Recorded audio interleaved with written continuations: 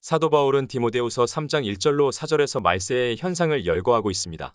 사람들은 자기를 끔찍이 사랑하며 돈을 사랑하고 자긍하고 교만하며 무정하여 원통함을 풀지 않으며 참소하고 절제하지 못하고 사나우며 서로 배반하고 조급하며 하나님보다 쾌락을 더 사랑하는 시대가 되었습니다.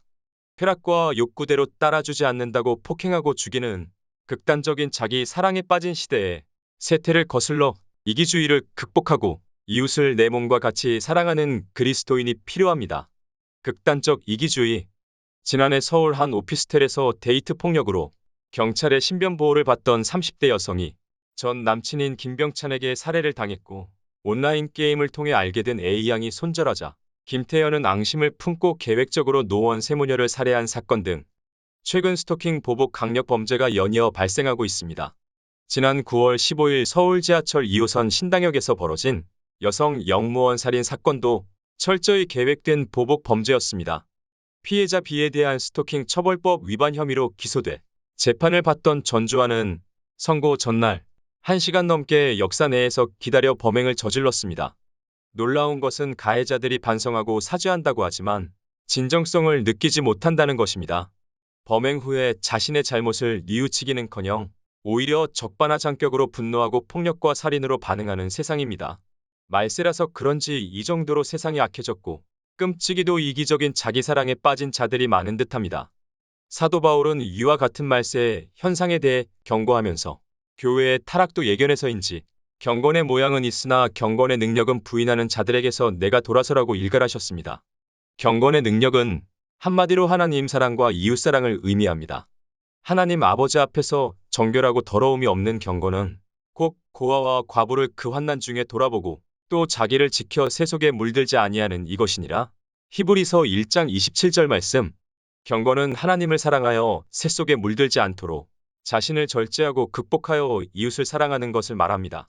현대 교회는 외형적으로는 수천 수만 명이 모이는 대형 교회가 되었지만 화려하고 장엄한 오케스트라의 연주와 합창으로 예배를 드리지만 안타깝게도 기복신앙을 극복하지 못하고 세상적인 성공을 좇다가 이제는 아예 경건의 능력을 상실한 듯합니다. 선한 영향력. 인터넷에 회자되는 말 중에 주변에 선한 영향력을 끼치는 사람을 의미하는 굿 인플루언서라는 말이 있습니다. 그 반대가 나쁜 영향력을 끼치는 배드 인플루언서입니다. 예수님께서 너희는 세상의 빛과 소금이니 하신 말씀도 그리스도인들이 세상에 선한 영향력을 끼치는 굿 인플루언서가 되라는 뜻이라고 할 수 있습니다. 말세를 당할수록 주님의 은혜에 감격하여 세속에 물들지 않도록 자신을 지키는 개인의 경건뿐만 아니라 이기심을 극복하고 타인을 향해 선한 영향력을 끼치는 그리스도인이 필요합니다. 그런 의미에서 선한 영향력의 저자 김진수 장로님은 굿 인플루언서라 하겠습니다. 캐나다 브리티시 중부 지역의 긱산족이란 인디언 부족이 살고 있는데 주로 송이버섯을 비롯한 버섯 종류나 자연산 나무를 팔아 연명했습니다. 그런데 중간도 매상의 농간으로 제값을 받지 못하여 어려움을 겪고 있었습니다. 한 10여 년 전쯤 이 마을에 김진수 장로님이 들렀습니다. 그는 선교 봉사 활동으로 현지를 찾았는데 원주민 추장이 버섯 가격이 폭락하고 있으니 좀 막아달라고 부탁했습니다. 당시 김진수 장로님은 미국에서 직원 500명 규모의 IT 기업을 18년간 운영했던 사장이었고 막 은퇴하려던 참이었습니다. 김진수 장로님은 고심하고 기도한 끝에 이것이 하나님의 뜻임을 깨닫고 현지에서 긱섬이란 회사를 만들어 원주민들 속으로 뛰어들었습니다. 원주민들이 채취한 송이버섯과 고사리 등을 적정 가격에 맞춰 팔아주면서 지금까지 그들의 자립을 돕고 있습니다. 하지만 이 일이 결코 쉽지 않았습니다. 삶의 의욕이 약한 원주민들을 위해 많이 기다려줘야 했고 때로는 속아주고 참아주어야 했습니다. 사실 이것은 힘들고 어려운 일이었습니다. 이윤을 남기고자 하는 자기를 부인하고 인내와 희생을 요구하는 사랑 없이는 불가능했습니다. 나중에 K의 아들은 이렇게 말했습니다. 저는 아버지가 원주민들을 상대하며 얼마나 인내심을 갖고 대하시는지 직접 두 눈으로 목격했습니다. 아버지의 삶은 결코 쉽지 않아 보였습니다. 하지만 그곳에서 원주민들에게 선한 영향력을 끼치고 있는 것은 분명했습니다. 굿 인플루언서. 선한 영향력이란 책을 읽은 독자는 이 책을 덮고 조용히 자신의 가슴을 울리는 소리에 귀를 기울였다고 했습니다. 나는 주님이 말씀하신 소금인가? 짠맛을 잃진 않았는가? 아니면 너무 강한 맛을 내어 음식 맛을 버리고 있진 않는가?